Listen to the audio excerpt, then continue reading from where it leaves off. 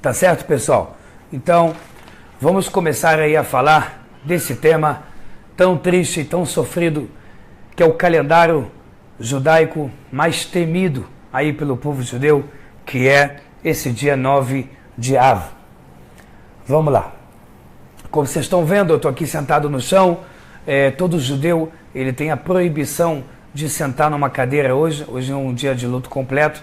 Ele tem que sentar no chão, mas não diretamente no chão. Você coloca um travesseiro, uma cadeirinha muito baixinha, tá certo? Um banquinho, alguma base. Então a gente tem que sentar assim hoje. Hoje também não se veste bonito. A gente vê uma roupa mais amarrotada, mais simples. Assim que a gente tem que ir hoje para a sinagoga, mais simples, mais humilde. Hoje é um dia que a gente não unta nada, nenhum tipo de creme, nem homem nem mulher, nem perfume, tá certo? Desodorante inicialmente não se coloca. Se a pessoa sabe que ele tem uma tendência a ter algum cheiro desagradável, se coloca por respeito ao próximo, tá certo? Sapato não se usa nada de couro, cinto de couro pode, mas também é bom evitar. A gente usa chinelo, usa sandália ou sapato de borracha, tá certo? Nada de couro. A gente obviamente não come hoje a gente não bebe, é o maior jejum do ano, junto com a data de Yom Kippur, são 25 horas de jejum, tá certo? Sem comer e sem beber, e a gente terminou a nossa última refeição, agora às 7h20 mais ou menos, sentado também no chão, terminando comendo um ovo cozido com cinzas por cima, que você pode fazer com guardanapo no fogo. Quem está aí no Brasil, tá certo? São 4h05 da tarde, vai começar aí por volta de 5h30, não sei o horário exato do Brasil, então ainda falta 1 hora e pouca para quem vai começar aí do Brasil. Então, terminar a refeição com ovo cozido, sem sal, com cinza que você coloca, feito de um guardanapo, de algum papel, e com esse gosto amargo a gente começa o jejum sem escovar os dentes, sem nenhuma regalia. A forma de dormir também tem que ser sem regalias. Se você consegue dormir sem ar-condicionado, e tem, melhor. Se você pode passar de ar-condicionado para ventilador, é ótimo. Se você pode causar um mínimo de desconforto na hora de dormir, como não utilizar o seu travesseiro ficar sem, ou pelo menos usar um travesseiro que você não gosta tanto, ou o lençol da cama, algum desconforto, coloque, tá certo? No seu momento de dormir. A gente só pode sentar no chão, porém na hora de dormir é permitido dormir na cama, mesmo que ela tenha uma altura até a mais do que uma cadeira, tá certo? Outra coisa é a lei da Netilat Yadayim. A aula aqui não vai ser sobre leis, mas eu estou rapidamente resumindo todas as leis, e uma das últimas leis que eu quero falar agora é a lei de Netilat Yadayim, que a gente lava as mãos, tá certo? De forma intercalada, somente até o final dos dedos. A gente lava os dedos, porém a gente não lava a mão inteira. E eu já começo essa aula dividindo com vocês o porquê que a gente não lava a mão inteira, tá certo? Em Yom Kippur, a gente também não lava a mão inteira. Só que aqui existe uma contradição imensa. 9 de Av é a data mais triste para o povo judeu, e Yom Kippur é a data mais feliz para o povo judeu, junto com 15 de Av. São dias muito felizes, que a Guimarães fala que não há dias como esse, tá certo? Então a nossa pergunta que a gente começa a fazer aqui é: qual a diferença entre Yom Kippur, que quando a gente vai lavar as mãos também só pode lavar os dedos e não a mão toda, e hoje, 9 de Av, que também se lava a ponta, os dedos, não a mão. A diferença é a seguinte: em Yom Kippur, a nossa alma está tão elevada, que a gente não precisa lavar as mãos. A gente está sendo comparado com os anjos. Então, as nossas mãos estão elevadas, independente da gente lavar nesse dia ou não as mãos. Tá certo? Não no sentido físico, no sentido espiritual. No dia de 9 de Av, é exatamente o contrário. Por estarmos com o nosso mazal, com a nossa influência baixa, por estarmos num dia triste e sofrido, por estarmos num dia que a gente só tem motivo para chorar e não para se alegrar. Esse é um dia que, mesmo que você lavasse as mãos com a melhor água do mundo, da cachoeira, com a água mais pura do mundo, você não teria nenhum tipo de pureza nas mãos, porque é um dia que nós estamos tristes, é um dia que nós estamos para baixo, tá certo? Então, esse dia 9 de Av é um dia que tem todas essas leis que eu estou trazendo aqui até agora, nesses, em média, 3 minutos, 4 minutos após a introdução, para que a gente saiba que é um dia de luto, é um dia que a gente não tem motivo para se alegrar. Hoje é um dia que não se cumprimenta ninguém, tá certo? É uma lei judaica. Então, os judeus que estão assistindo não se cumprimentam um judeu a outro judeu, tá certo? Se alguém vem falar contigo, oi, a gente tem que responder. A gente responde mais baixo, demonstrando um lado cabisbaixo, um lado triste. A gente responde, oi, tudo bem? Mas sem grandes empolgações. Porque a gente sempre tem que andar no caminho do meio. Por um lado, nós evitamos cumprimentar para dessa forma estarmos nos ilutando no nível máximo. Por outro lado, a gente responde quando alguém fala com a gente, porque todo o motivo que foi destruído no segundo templo é o ódio gratuito e o seu conserto, o seu remédio é o amor gratuito. Então, por um lado, tristeza, por outro lado, entender aonde estamos e o que devemos consertar nessa data e também durante o ano inteiro que ronda, de uma certa forma, em torno dessa data. Tá certo? A gente sabe que quando chegar Mashiach, nós não teremos mais a necessidade de algumas festas. Porque parte das festas é para elevar os nossos erros, retificar a nossa alma. Só quando chegar Mashiach, o mundo vai estar todo consertado. Então a gente não vai precisar mais de Yom Kippur, não vai precisar mais de Rosh Hashanah, não vai precisar mais de Sukkot, nem de Shavuot. Para que ter uma festa da entrega da Torá, se quando chegar Mashiach, o ar que você vai respirar vai te fazer entender a mais profunda explicação da Kabbalah. Tudo vai ser Torá, tudo vai ser Biná, tudo vai ser compreensão no seu máximo, tá certo? No seu auge. Então, com certeza hoje é um bom dia, como eu ouvi aqui o Daham Avraham, hoje é um bom dia para se ler todo o livro de Lamentações que se encontra normalmente no Pentateuco, no livro da Torá. Hoje também é muito bom ler o livro de Jó, de Iov, tá certo? Parte do livro de Daniel. Tudo que é triste ou está conectado à destruição do templo ou sofrimentos, a gente pode estudar nesse dia. De forma geral, não se estuda a Torá. A gente não conta as mitzvot desse dia. No mundo espiritual, Hashem pode considerar tudo que a gente faz de bom hoje. Mas não é hoje para a gente falar, uau, fiz uma mitzvah, que bom, hoje eu estou para cima. Hoje não é um dia que a gente está tentando comemorar alguma coisa, nem se colocar no pedestal. Muito pelo contrário, hoje é o dia que através da humildade verdadeira, hoje é o dia que através de nós nos prostrarmos para Hashem, entendermos que nós não somos nada e Hashem é tudo, a gente vai ver que a gente tem que só pegar os planos de Hashem e colocar na prática. Que toda vez que a gente se empolga e faz os nossos planos sem pensar no que Hashem quer, a gente destrói o mundo em vez de consertar. Por isso que eu falei na aula passada, a aula agora que passou sobre os 4 elementos, uma coisa importante, que é a questão que hoje em dia as pessoas entendem que é amor, é o que elas querem entender. É o que um livro de uma banca de jornal disser pra gente. O que é humildade? Está tudo errado hoje em dia. Os conceitos hoje em dia estão completamente errados e as pessoas elas estão completamente pobres espiritualmente, a tal ponto que ao mesmo tempo que a pessoa se sente um filósofo e politizado e polarizado no sentido de assuntos na internet, por outro lado, ele se sente depressivo por qualquer coisa que acontece de negativo na vida dele, qualquer regalia que ele não tenha dentro dos dias dele, ele começa naquele momento já chorar, já se entristecer. É por isso que hoje em dia a gente abre a geladeira 50 vezes por dia, mesmo já sabendo o que tem lá dentro. A gente está procurando alguma coisa que não está do lado de fora, está do lado de dentro. Por isso que quando Hashem criou Adão, primeiro homem do mundo, ele colocou a centelha divina através do nariz. E essa centelha divina, ela que ela que, como a gente fala em hebraico, ela que ativa e ela que proporciona força para que toda a matéria possa existir, que está conectada à letra Zayin, que é o número 7, que é a espiritualidade dentro da matéria, que por final é o Shabat. Ele é a fonte de toda a doçura do povo judeu. A gente sabe que até o Shabat ele tem conexão direta e completa com o Beit HaMikdash, que é o templo sagrado. Sem o templo sagrado, o povo judeu é um povo, de certa forma, um povo pobre. Porque sem o Beit HaMikdash nós não temos a forma, tá certo? A gente não tem a nossa forma correta de manusear as mitzvot como a Hashem mandou. Em outras palavras, a gente tem uma televisão, mas a gente não tem o controle. Tá? A gente não consegue, então a gente se mata para ficar dentro do próprio botão da televisão, tentando fazê-la funcionar. É mais ou menos assim uma vida sem o Beit HaMikdash. A vida é mais difícil, as coisas andam mais devagar. Uma vez perguntaram para o Hafetz Haim, um grande tzadik ashkenazi que morreu em 1934.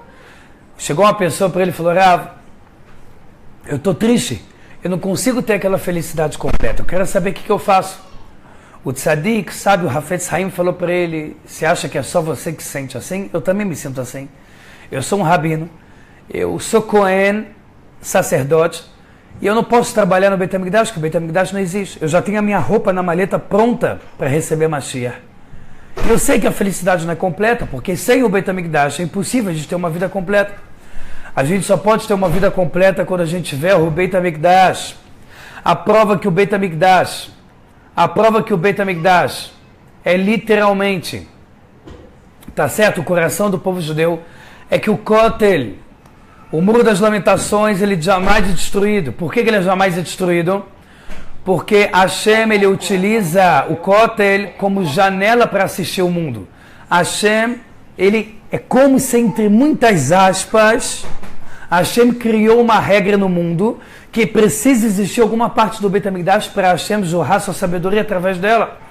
Para você ter uma ideia, toda a sabedoria que Hashem jorra para o mundo é através da menorá do Beit HaMikdash, que hoje em dia se acredita que foi elevada na Inquisição para o Vaticano. Alguém merece pior notícia do que essa? A nossa menorá, o nosso símbolo do povo judeu, o nosso símbolo da estrela de Davi, o nosso símbolo do fogo eterno, que a menorá nunca podia estar apagada, agora está no Vaticano.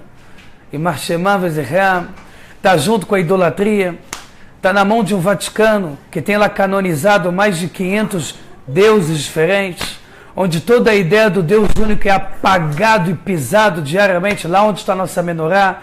Como é que a gente pode comemorar sabendo disso? Como é que a gente pode comemorar sabendo que as forças ocultas e negativas, elas são as que ganham força quando Yaakov cai? A gente fala na nossa Torá, e o Rashi explica, o maior explicador básico da Torá, ele fala que sempre que Yaakov cai, que é o terceiro patriarca, Esav, que é o irmão mau que está ligado à força de Amalek e de Erev Rav, que são os falsos convertidos da saída do Egito, ele se levanta. E toda vez que Esav, que é Amalek, que significa também os falsos convertidos da saída do Egito, eles caem, o povo judeu, o que acontece com o povo judeu?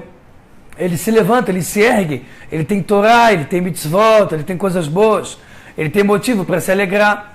Então, pessoal, a gente tem que saber o seguinte, meu intuito aqui nessa aula, comparando aqui com a energia negativa do mundo, não é ofender nenhuma religião, mas é analisar, a gente tem que analisar a verdade. Eu sou o teu Deus que te tirei do Egito para se tornar o teu Deus. Primeiro mandamento, primeira fala que Deus fez para um povo inteiro, para o povo de Israel, Am Israel, é eu sou o teu Deus. Não existe nada a não ser Hashem.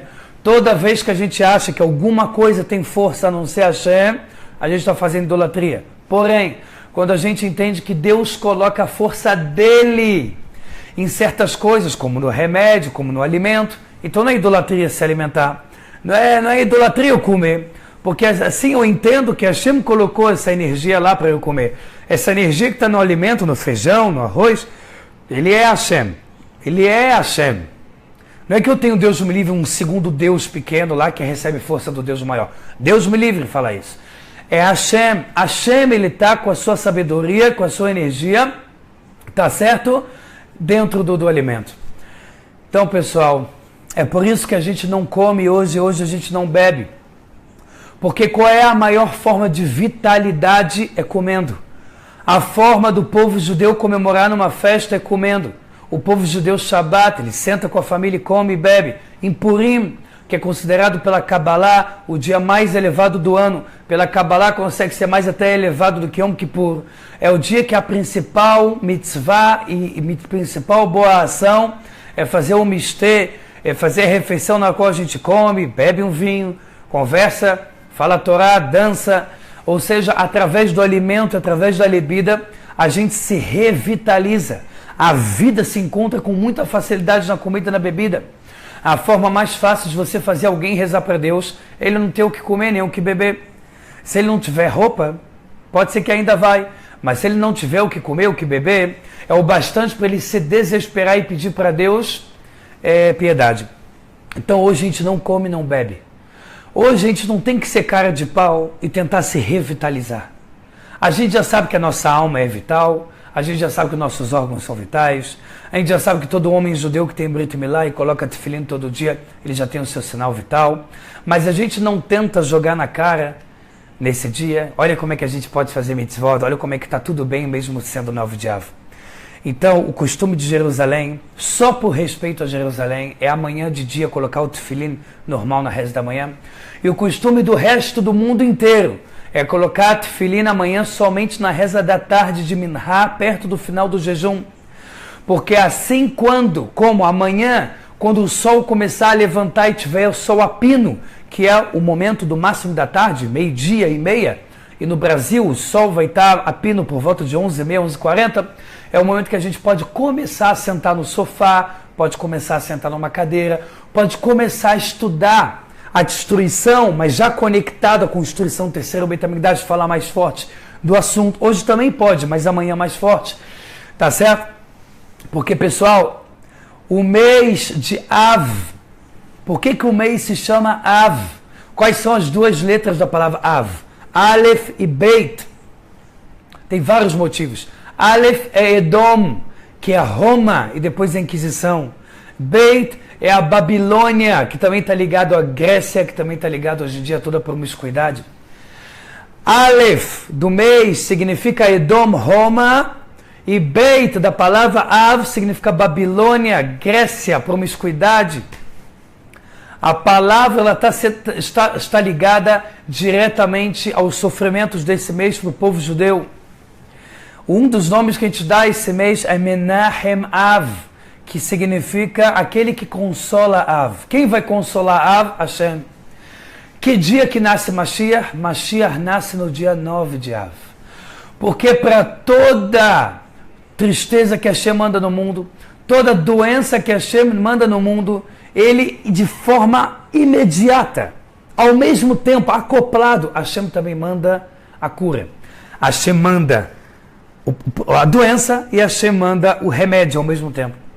9 de Av, a gente aprende isso. 9 está ligado à letra Tet. 9 é o número da verdade.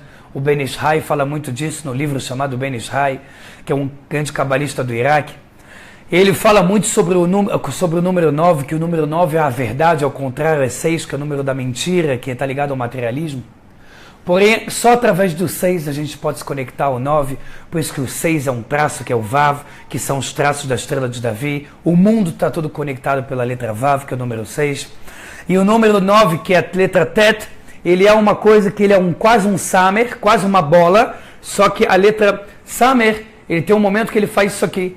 Ele dá uma dobrada para dentro, para mostrar que o ciclo do número 9 é o ciclo da vida, que ele acontece sempre igual, até a gente conseguir passar do nosso natural e atingir o Yud, que é Deus. Por isso, para a gente poder sair do 9 de Av, somente consertando os erros do que a gente faz para ter destruído o primeiro e o segundo tempo. Será que a destruição do primeiro e segundo tempo também tem a ver com os outros povos? Com certeza. Não é o personagem principal, mas também tem a ver. A gente sabe que na festa de Sukkot, a festa das cabanas, 7 dias, no Brasil hoje em dia se faz 8, fora de Israel, a gente sabe que todos os povos, cada um trazia uma oferenda para o Beit HaMikdash, para assim todos os povos estarem em conexão com Deus único, com Hashem, errado, Shmo, errado. E dessa forma havia uma harmonia perfeita entre todos os povos, e o povo judeu e Hashem. Então, quando não há o Beit HaMikdash, todos os povos sofrem, todos os povos têm calamidade, todos os povos muitas vezes acabam vindo notícias não boas. Tudo isso é porque a fonte, o canal de vida e espiritualidade entre o Shamayim e a Aretz, entre o céu e a terra, só existe um nome para ele. Se chama Beit HaMikdash, ou Beit, que é chamado de casa. Assim como em casa, em português, em hebraico, você fala, eu vou para casa.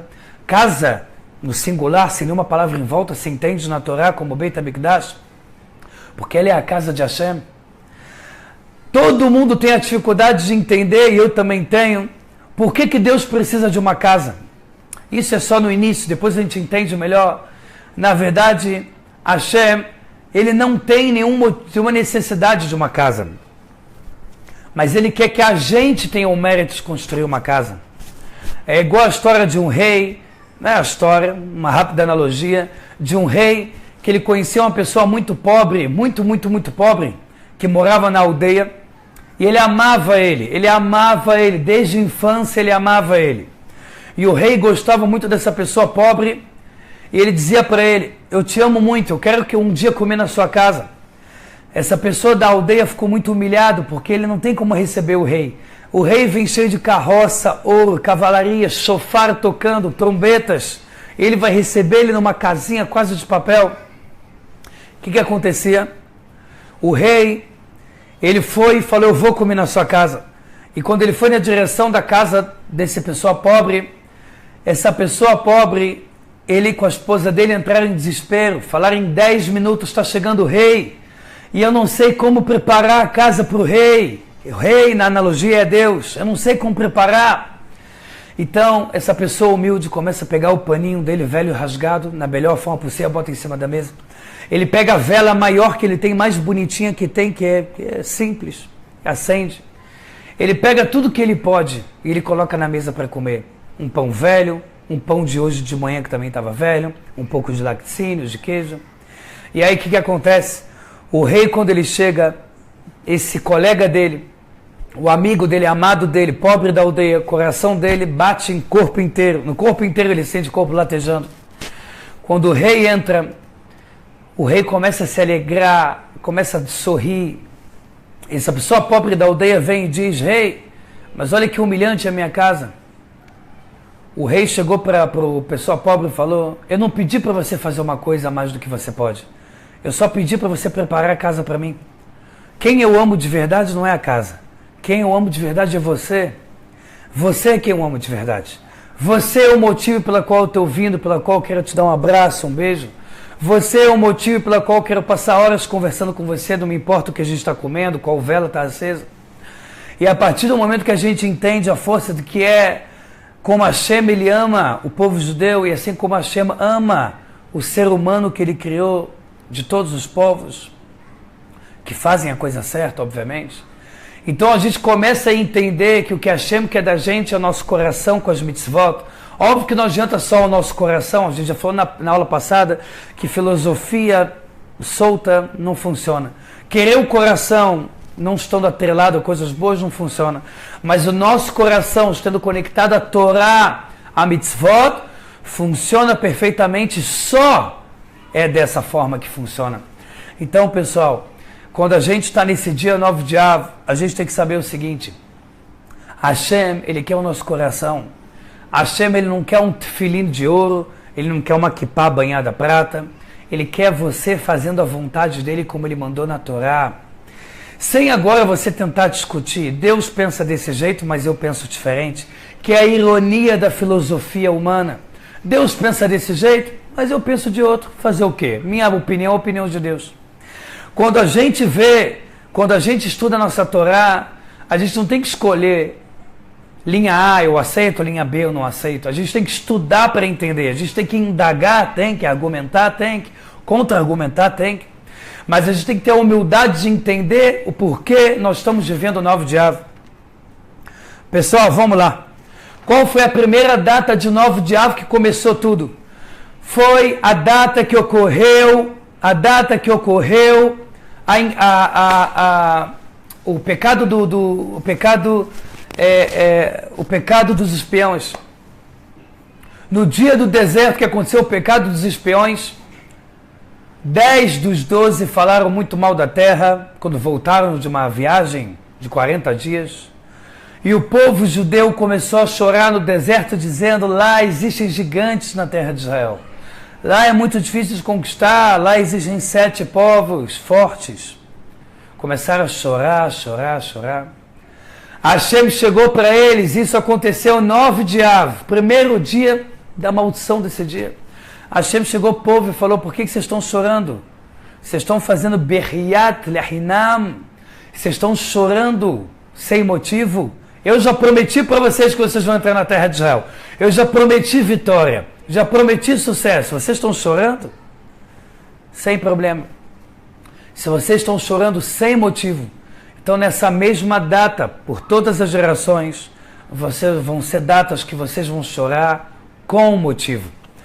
9 de Av é a data que teve o pecado dos espiões. 9 de Av é a data que o primeiro templo foi destruído por Nabucodonosor na Babilônia. 9 de Av é a data que Titus, por Roma, destruiu o segundo templo. 9 de Av é a data que começou a Inquisição. 9 de Av é a data que começou a Primeira Guerra Mundial. 9 de Av é a data que começou o primeiro Holocausto em 1941. 9 de Av é a data pela qual existem vários problemas aqui em Israel. E durante as 3 semanas tristes, desde o primeiro dia que Jerusalém foi sitiado até o 9º dia de Av, que é hoje, que é quando foi destruído, durante essas 3 semanas, anualmente, nós vemos coisas não boas. A gente vê guerras normalmente, operações em Gaza, guerra com terroristas, porque é uma data complicada. É uma data que a gente tem que evitar grandes negócios, uma data que a gente tem que evitar reuniões. Até o dia 14 de Av, nós estamos dia 9. Hoje, e mais 5 dias, a gente tem que evitar qualquer coisa grandiosa. A partir do dia 15 de Av para frente, a sorte do mês muda toda. O animal que representa Av é o leão. O leão, ele pode ser bom e ruim. O leão, ele pode querer te comer e te destruir, que são os primeiros 15 dias de Av, tá certo? Que a gente tem que se preocupar e tomar cuidado. Por outro lado, Berta, vem pegar a Leorinha. E nós temos, depois de 15 de Av, o outro lado do leão, que é quando um amigo forte vem te ajudar. O leão, ele está ligado ao animal que, se ele está do teu lado te protegendo, nada consegue mexer com você, nada consegue destruir. A partir do dia 15 de Av para frente, o mês fica maravilhoso. Mas até 14 de Av, a gente tem que entender que não são dias bons, não são dias com muita sorte, não são dias que a gente tem que fazer nenhuma cirurgia, nenhum começo de tratamento, a não ser que tenha risco de vida ou que o problema de saúde vai piorar se você não resolver agora. É óbvio que se faz, porque Deus ama a vida e não ao contrário. Tá certo, pessoal? Vamos para um pouco de história para a gente entender 9 de Av. A segunda destruição, a destruição do segundo templo, que é a mais famosa, aconteceu inicialmente pelo imperador chamado Nero. O que aconteceu? Existia 2 judeus com um nome parecidos em Jerusalém, um chamado Kamsa e outro Bar Kamsa. Um rico muito grande de Jerusalém, judeu, ele queria chamar o Kamsa, ele ama o Kamsa, ele queria fazer uma refeição festiva, ele queria chamar o Kamsa. O endereço foi mandado errado, e de acordo com o nome, mandaram por Bar Kamsa, que não é uma pessoa que esse rico ama, muito pelo contrário, uma pessoa que esse rico odeia, que ele tem vários problemas com ele de relacionamento. O que acontece? O Bar Kamsa não entende nada, fala, esse rico que não gosta de mim está me chamando? Tudo bem. Eu também não gosto dele, mas deve ser que é para se reconciliar. Então por que não? Vamos aproveitar essa oportunidade. Então o Bar Kamsa, que eles se odeiam, vai até a festa. Quando ele chega com um convite, o rico na frente de todo mundo, quando ele senta na mesa, esse Bar Kamsa senta na mesa para começar a comer, vem o rico e fala, você está maluco? Eu te odeio, o que você está fazendo aqui? Levanta e vai embora. O Bar Kamsa se levanta e começa a ficar humilhado e fala, por favor, não me expulsa daqui. É uma humilhação muito grande. Eu achei que você tinha me chamado, eu não sabia. Me deixa ficar aqui, por favor. O rico, entendendo aquilo como uma afronta, levanta e vai embora. O Bar Kamsa fala, então deixa eu pagar uma parte dessa refeição, para não ser humilhante, eu não ter que ser expulso. Ele foi, levanta e vai embora. O Bar Kamsa fala, deixa eu pagar a metade pelo menos. O rico não abstém. Então ele fala, eu pago toda a refeição, pago toda a festa. No final das contas, o rico expulsa ele, ele vai embora. O Bar Kamsa, ele sai e se sente com muita raiva por 2 motivos. 1, pelo rico ter feito isso, e 2, pelo público não ter feito nada, por ter se calado. Essa é uma época que estava existindo muito ódio gratuito. Essa foi a destruição do segundo templo. Então o que aconteceu?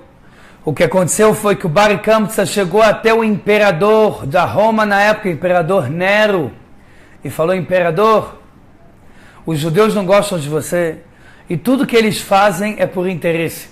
Começou a criar problema, fazer o imperador ter ódio. E o imperador fala, então me dá uma ideia.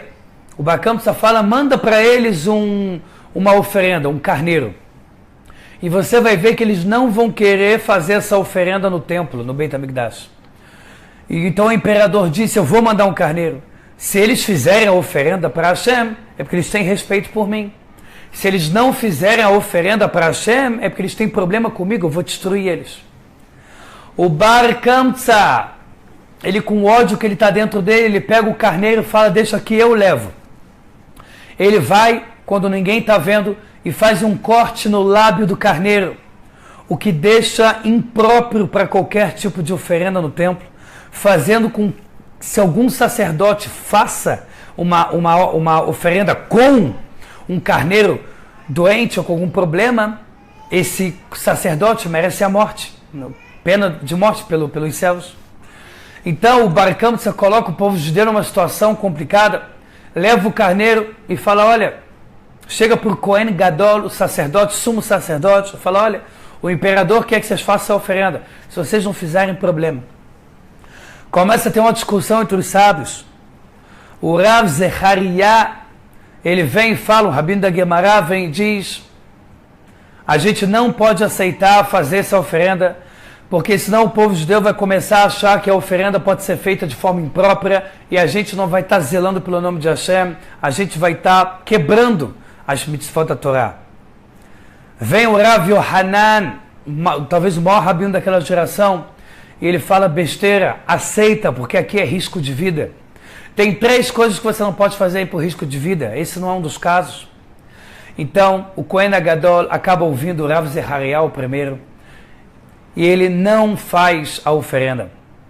A tal ponto que o Rav Yohanan diz que por causa do conselho do Rav Zecharia e por causa do Kohen Gadol, que foi um tolo, o Beit HaMikdash foi destruído e o povo judeu foi exilado. Por quanto tempo até agora? 1949 anos, na data de hoje, 1949 anos de exílio. Tá certo? Então, a gente começa a ver o quanto é complicado aqui a destruição do templo. O que o Nero faz? Ele fala, então eu vou destruir o povo judeu. Ele vai até a porta de Jerusalém e ele tem alguma centelha de temor a Deus. Então ele fala, será que Deus quer que eu destrua Jerusalém? Ele pega uma flecha, engatilha e solta para o leste. A flecha do leste vai milagrosamente cair em Jerusalém. Ele joga para o oeste, milagrosamente vai para Jerusalém. Ele joga para o sul, para o norte, para as 4 direções. E sempre as flechas milagrosamente vão até Jerusalém. Ele entende que Deus quer que ele destrua Jerusalém porque o povo judeu está fazendo coisa errada. Então o imperador Nero, ele vem até uma criança judia e pede, fala um versículo. É um costume famoso, igual Mordecai na Megilat Esther, que ele pede para crianças falarem algum versículo para entender o que Hashem quer naquele momento.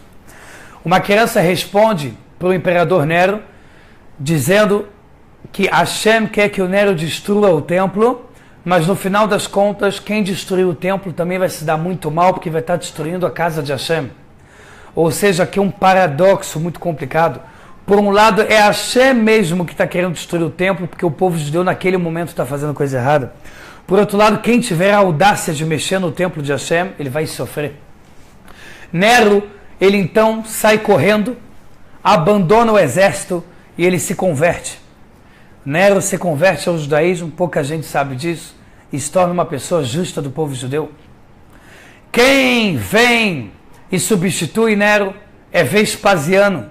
Vespasiano já era muito velho e Nero tinha expulsado Vespasiano do exército, porque Vespasiano dormia na época que ele escutava as aulas de guerra. Mas Vespasiano volta, e quando Vespasiano volta como imperador, ele vai destruir o segundo templo. Dentro de Jerusalém as pessoas já estão há 3 semanas sitiadas, sem comida e sem bebida. E os Birionim, que é chamado dos rebeldes, eles estão querendo destruir na mão a mão contra os romanos. Mas os sábios entendem que não adianta tentar agora bater ou matar os romanos. Porque aqui quem não está deixando o povo judeu vencer é Deus, e não é tuas mãos. Então, os rebeldes começam a ver que os sábios não vão querer lutar, os sábios estão querendo entender como eles podem cancelar nos céus esse decreto. Então, o que os rebeldes fazem? Eles queimam toda a comida de Israel, que estava focada principalmente em Jerusalém. Eles queimam todo o depósito de comida, todo, fazendo com que o povo fique sem comida.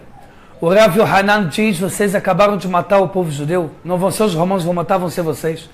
Então o Rav Yohanan pede para levarem ele dentro de uma tumba, fingindo que ele está morto, para ele ir conversar com Vespasiano, e assim o fazem. Pegam uma tumba, colocam ele dentro de uma tumba e levam ele. Quando levam ele, eles começam a fazer o quê? Eles botam sacos também em cima do corpo para ficar mais pesado, porque a Torá diz que quando a pessoa morre, ela não faz nenhuma força contra a gravidade, ela fica totalmente pesada e para baixo. Então eles botaram sacos de areia para parecer mais pesado. Quando foi passar pelos soldados na porta de Jerusalém para fora, os soldados estavam achando que eles estavam mentindo e começaram a botar facas por dentro. No final de contas deixaram passar. Rav Yohanan sai da tumba e fala para o imperador Vespasiano: por favor, sabe que você é o rei, e começa a dar para ele um respeito. O imperador Vespasiano fala que ele não é rei e fala que ele merece a pena de morte, mas o Rav Yohanan fala: você não é rei agora, mas vai virar. E assim acontece, ele vira rei em seguida. E ele fala para o Vespasiano que ele quer pedir algumas coisas. O Vespasiano aceita. Ele fala: o que você quer? Ele falou para tentar por 24 horas abrir a porta de Jerusalém para a direção de Lod, para deixar o povo judeu fugir por 24 horas, para salvar o Rav Tzadok, que era um rabino da época que de tanto jejuar já estava pele e osso. Vespasiano interrompe ele e fala: por que você quer salvar um mendigo como esse? O Rav Yohanan vem e responde: se houvesse ao mais um no povo judeu como o Rav Tzadok, você não conseguiria ter mérito para destruir o Jerusalém. Mas a gente está vendo que vai ser destruído o Jerusalém. A gente quer que se retire daqui o Rav Tzadok, que também salve os tzadikim da montanha de Yavne. No final das contas, pessoal, Vespasiano não está nem querendo aceitar parte dos pedidos, mesmo que ele considera muito tzadik. Vespasiano é chamado para o centro de Roma e vira rei, e ele manda Titus. Titus vem até Jerusalém, comanda essa empreitada, destrói Jerusalém. Ele faz as piores coisas que um ser humano pode fazer. Ele vem até o Kodesh HaKodashim, o lugar mais sagrado dentro do Beit HaMikdash. Ele pega uma espada e ele corta a cortina, a parochet. Essa cortina começa a sangrar, que simboliza que ele agora está frito por ele ter feito isso. Mas o Titus, perverso, o grande rachá, ele acha que ele mata Deus. Ele acha que ele matou Deus quando ele corta essa cortina. Entra Titus, vai até o Kodesh HaKodashim, Santo dos Santos, que só o Kohen Gadol podia entrar. Ele consegue entrar e não morre, então ele vê que Deus está deixando ele fazer isso. O que ele faz? Ele pega uma prostituta, tem relação com ela, abre um rolo sagrado da Torá e jorra o sêmen dele dentro do Sefer Torá, dentro do livro da Torá. Nesse momento a Torá fala que Hashem vai destruir Titus. O que acontece com Titus? Titus um dia está navegando no mar e Hashem começa a fazer o mar balançar fortemente. Titus não era burro, ele entende que Deus está fazendo isso. Ele olha para cima e fala: Deus, é muito fácil você me enfrentar na água. Eu quero ver você me enfrentar aonde o ser vivo mora, onde um homem mora aqui na terra. Eu quero ver você me desafiar na terra. Deus, na mesma hora, para o mar e aceita a reza dele. Na terra a gente se enfrenta. Quando Titus vai para a terra, entra uma mosca dentro, um mosquito pequeno, dentro do nariz de Titus e fica parado na parte frontal da cabeça, onde tem uma parte que fica um pouco vazia do cérebro, na frente do córtex, e ele fica parado ali, o mosquito. A partir desse dia, o mosquito começa a fazer um zumbido desesperador e o Titus se desespera e nada consegue vencer ele. ele vê que Deus está mandando isso e Deus está querendo humilhar Tito. Está querendo dizer, você acha que eu não posso contra você? Eu vou mandar um mosquito para te matar. Então o que acontece? Tito, ele começa a se desesperar e ele começa a pegar remédios, nada funciona. 7 anos Tito ficou com o mosquito assim. Deus não queria que ele morresse rápido. Então o que aconteceu? O que aconteceu foi que ele viu que quando as pessoas batiam num tambor bem grande, aqueles tambores gigantes, que era para o bairro inteiro escutar, quando se batia no tambor, o som do tambor era tão estridente, forte, que o zumbido não se escutava e ele parava de sofrer.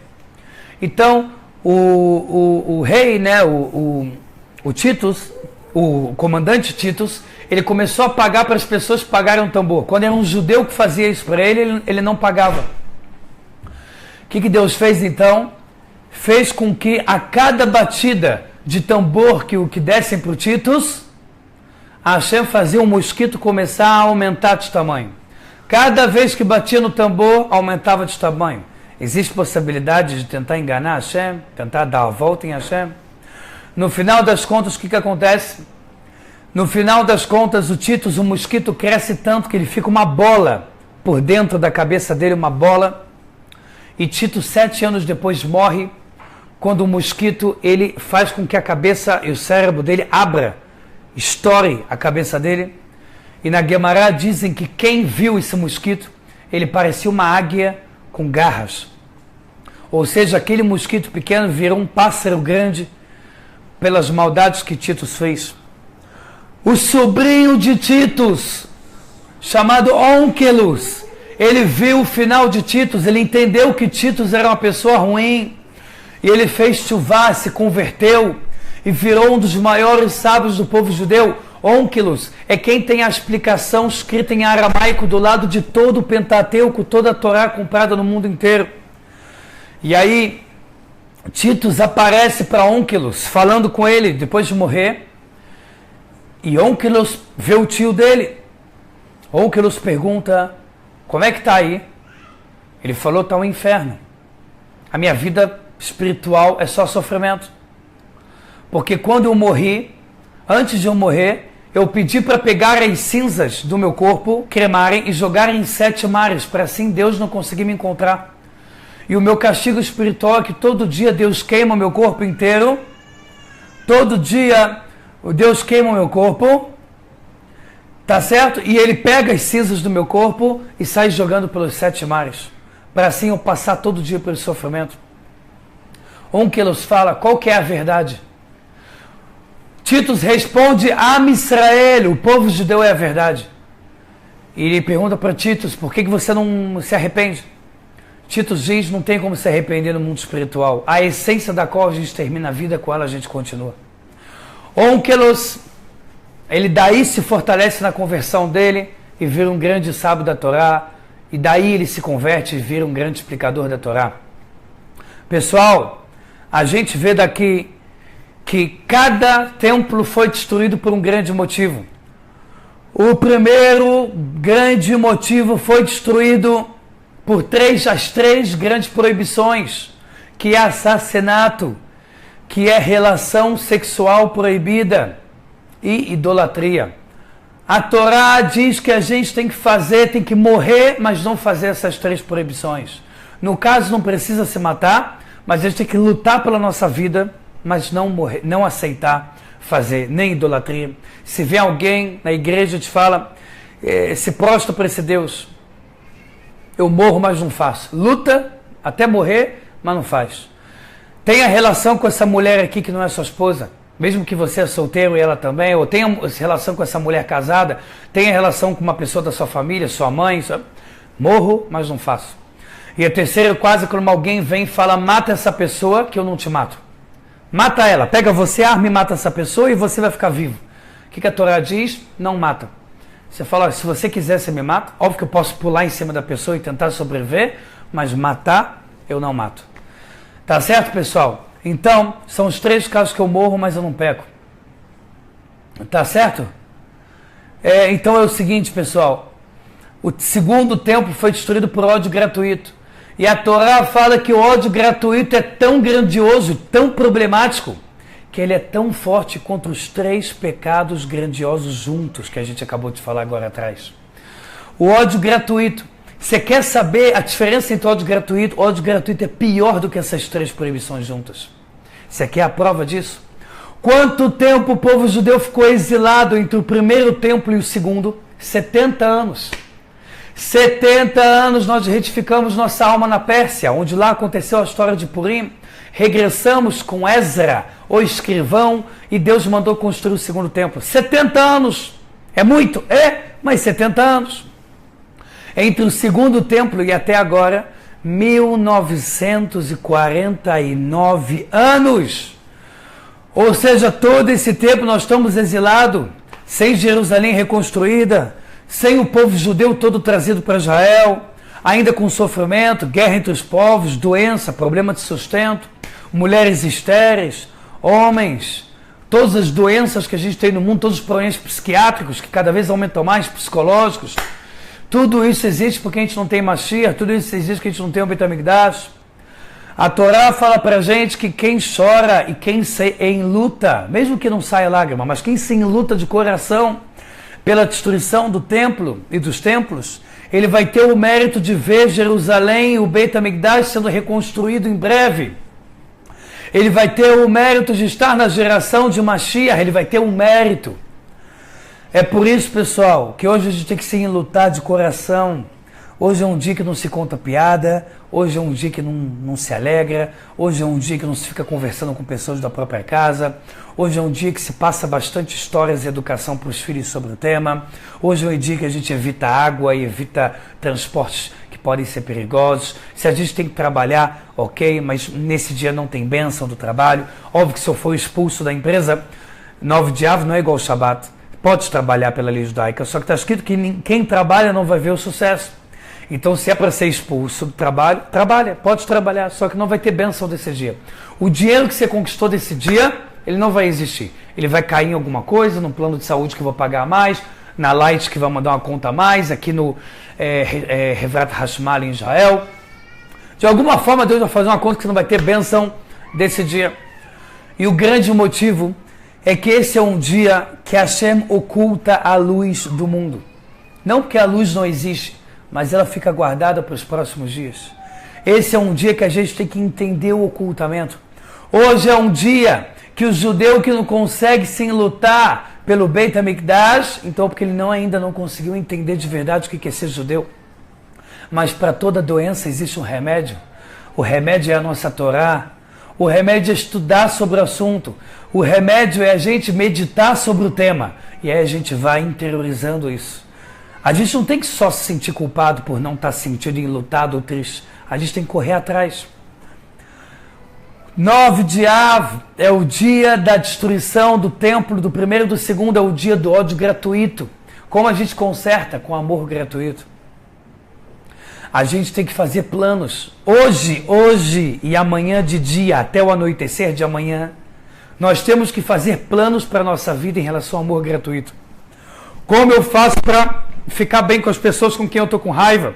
Como eu faço uma pessoa que está com raiva de mim me perdoar? Como eu começo a dizer oi para as pessoas com quem eu nunca digo oi? Às vezes a gente tem a mania de nunca dizer oi para o porteiro, e aí a gente cria um sentimento que a gente acaba nunca mais falando oi, porque acabou, criou-se aquele coisa. Ou a pessoa do elevador, ou é uma pessoa da rua, ou o fruteiro, familiares muito mais, que é mais importante. A gente tem que saber e pensar como a gente pode mudar isso. Hoje tem que pensar. Porque em seguida no mês de Av vem o mês de Elul, que é um mês que vai ter Rosh Hashanah, em seguida Yom Kippur. É um mês que a gente já tem que estar, como é que fala? Tem que estar, em português esqueci, mas a gente já tem que estar realmente afiado para fazer as coisas certas. Então, pessoal, 9 de Av, como você que está do outro lado da tela me assistindo, seja de onde estiver do mundo inteiro, como você hoje está projetando a sua vida para amor próximo? Com quem amanhã, quando acabar 9 de Av, você vai ligar para fazer as pazes? Para quem que você não fala há muito tempo vai dizer um eu te amo? Para quem você vai se conectar de uma forma mais correta? A gente viu que uma das coisas mais assustadoras da história do mundo que aconteceram em 9 de Av, seu início, que é a Inquisição que matou em média 1 milhão de judeus, 500 mil em média queimados vivos, simplesmente por não aceitar a idolatria, simplesmente por não querer se prostrar por um boneco de pedra, simplesmente por não querer aceitar que uma pedra, um plástico, alguma coisa é um Deus. O povo judeu sempre se manteve com o seu único Deus, e é por isso que ele existe até hoje.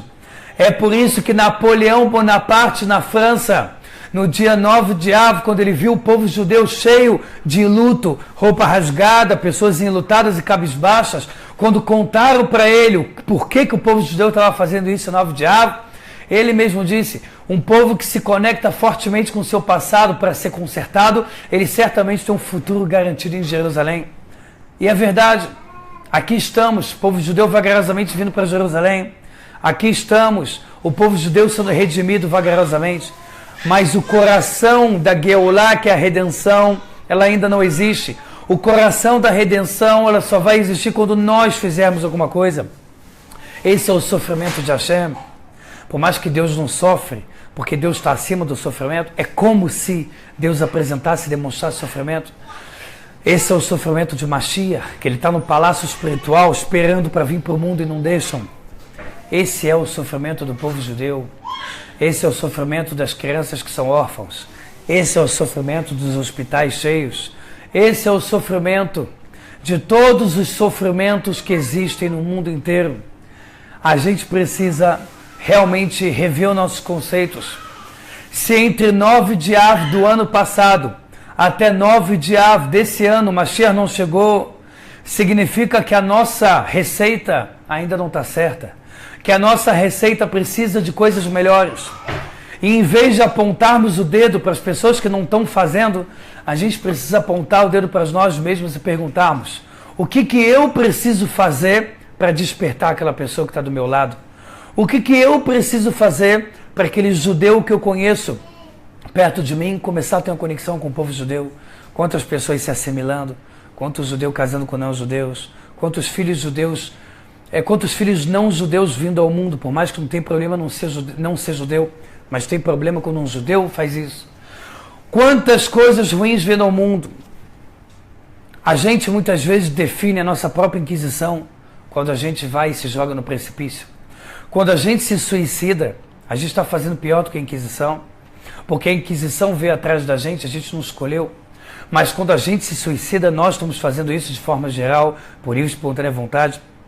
A gente aprende na destruição do primeiro templo, e já quero terminar, estou fazendo uma aula praticamente normal, uma aula de 1 hora.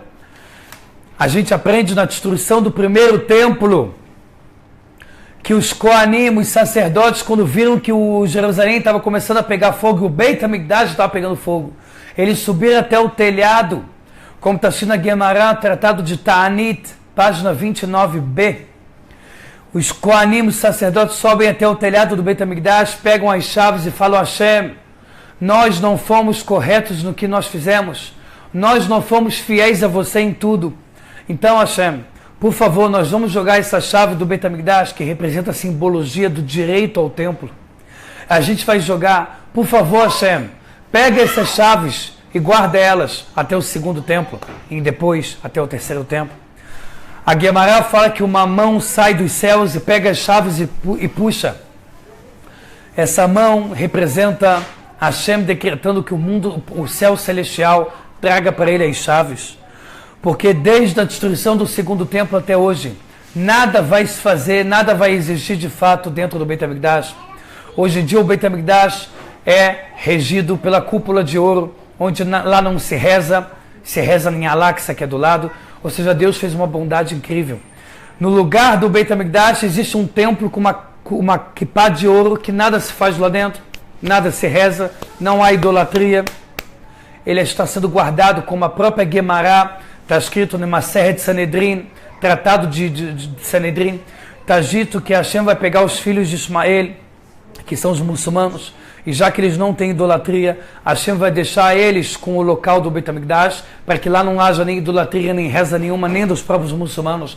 E quando chegar o terceiro Beit HaMikdash, vai sair para fora ali a Mesquita de Ouro e vai vir o nosso querido e eterno Beit HaMikdash.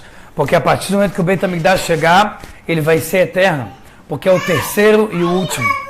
E o mesmo Deus que falou que o Kotel, ao Muro das Lamentações do primeiro Beit HaMikdash, nunca vai ser destruído, vai servir para o segundo, nunca vai ser destruído no segundo e vai servir para o terceiro, é o mesmo Deus que está garantindo que na geração de Mashiach, que é a nossa geração, a última página da Maseret Ketubot 112, se não me engano, da Gemara, diz que a geração de Mashiach, ela vai se dividir em radicalismo. Quem quer o certo e quem quer o errado.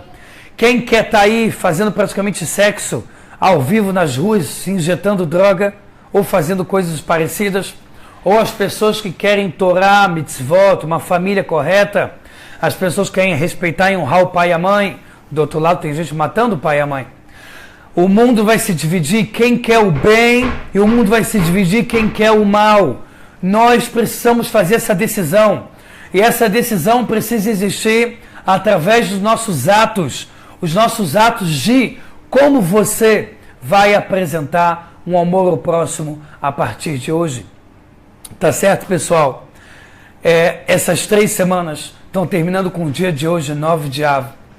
Tem rabino e opinião que diz que o dia 10 de Av, ele deveria ser a data do jejum. Por quê? Porque o Beit HaMikdash começou a queimar no dia 9 de Av, mas ele queimou em sua maioria no dia 10 de Av. Então tem a opinião da Gemara que diz que o jejum tinha que ser dia 10 de Av, que era terça-feira à noite para quarta. Mas por que foi decretado 9 de Av? Por que foi decretado hoje? Porque a Torá diz que o começo de um sofrimento, ele é o principal do sofrimento. Se você conta para uma pessoa, Deus me livre, que alguém faleceu da família dela, as primeiras horas vão ser a pior parte. O primeiro dia vai ser o pior. Isso que no segundo dia, depois você escutou até detalhes piores, o momento que você soube essa má notícia é o momento que você mais sofre. Por isso que por um lado 9 de Av é o dia do jejum, por outro lado 10 de Av, que é terça-feira à noite, a gente ainda não come carne, a gente ainda não bebe vinho, a gente ainda não bota roupa nova.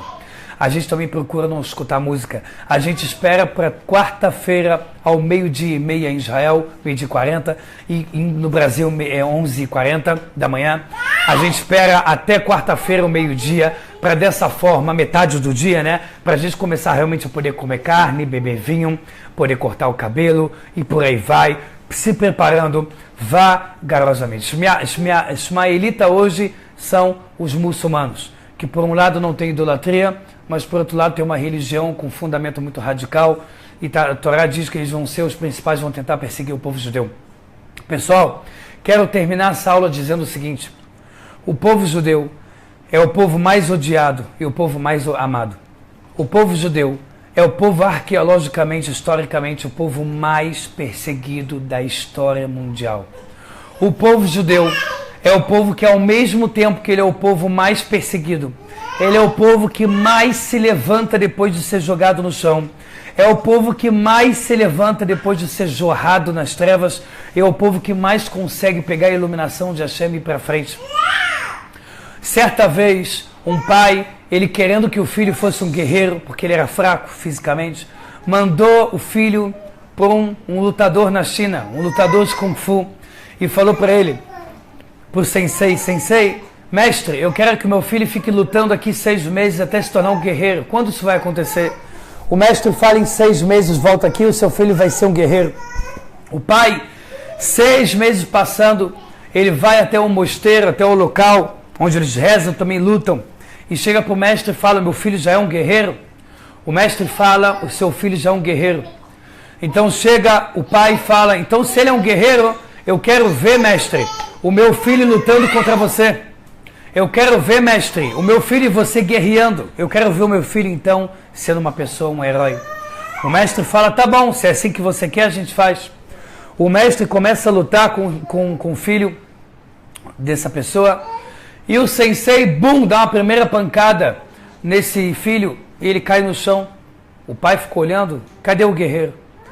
Passa um momento, o filho levanta, vem, o sensei bate nele de novo, ele cai no chão. Ele levanta, ele bate de novo, cai no chão. Vem o pai e fala, para essa luta. O meu filho está sendo o mesmo fraco de 6 meses atrás. Cadê, mestre, o meu filho sendo um guerreiro? O mestre fala, você não viu? Você não conseguiu enxergar que isso significa que seu filho é um guerreiro? Toda vez que eu bati, ele caiu no chão, a primeira coisa que ele fez foi levantar e voltar a lutar. Toda vez que ele levou um golpe, ele não desistiu, me olhou no olho e continuou lutando. Esse é um verdadeiro guerreiro. O guerreiro é aquele que sabe sacudir a poeira, é aquele que sabe se aprender do passado, mas ele sabe utilizar isso no futuro. O povo judeu não é um povo do passado. O povo judeu é um povo do presente, mas é um povo que para poder viver o presente, ele precisa aprender do passado e dessa forma construir um futuro. Somente um povo que está ligado ao tempo e ao espaço, ele consegue de fato regir e controlar também o tempo e o espaço. Que se Deus quiser, nós possamos hoje nos enlutarmos da forma correta. Que hoje nós possamos realmente entender o que é o Beit HaMikdash, e entender que sem ele a nossa vida não é nada. E que a gente possa, pessoal, dessa forma trazer Mashiach. Que a gente possa trazer Mashiach. Um dia propício para chegar a Mashiach é hoje. Especialmente amanhã, quando o sol já está se levantando. Ou seja, amanhã de dia é um dia propício para Mashiach chegar. É um dia propício para se ouvir o toque do shofar. É um dia propício para todas as nossas necessidades e problemas terminarem. Então vamos rezar por isso. Vamos rezar. Hoje é um dia que a gente pode rezar e tem que rezar para Deus. Tem que fazer súplica. É um dia que a gente tem que pedir perdão, se arrepender dos erros. Hoje é um dia que a gente tem que dar a volta por cima para a gente daqui a pouco, dia 15 de Av, a sorte do mês mudar e a gente levar conosco todas as nossas boas ações. Que Hashem retire a gente dessas trevas que é a galut, que é o nosso exílio. Que Hashem retire a gente de uma sensação de um filho com órfão que não consegue entender e falar de forma direta com Deus. Que Hashem retire a gente de todas as nossas amarguras, de todas as nossas notícias não boas. E que Hashem lembre do pacto de Avraham e Yitzhak Yaakov, entre aspas, porque Deus sempre lembra de tudo, mas que Deus ative a sua piedade com o povo judeu e dessa forma vai estar ativando a piedade com todos os povos, trazendo Mashiach, se Deus quiser, em breve. Amém e amém. A aula que vem, pessoal, é quarta-feira. Eu não quero propagar agora de forma alegre essa aula, mas quarta-feira estamos estudando Torá com nossas aulas fixas, que são domingo e quarta-feira, 10 da noite em Israel, 4 horas do Brasil. Se Deus quiser, já tendo boas notícias. Se Deus quiser, já estando com Mashiach, se Deus quiser, que a gente acredite nisso. Como o Rebbe de Lubavitch falou, mesmo não sendo rabado, eu adoro os ensinamentos do Rebbe de Lubavitch. Ele falava, se um judeu de coração completo acreditar que Mashiach pode chegar agora, então de fato a gente já tem tudo para Mashiach chegar agora. Faça a sua parte. Vamos fazer a nossa parte, vamos trazer Mashiach juntos. Leitraot e tudo de bom para todos vocês.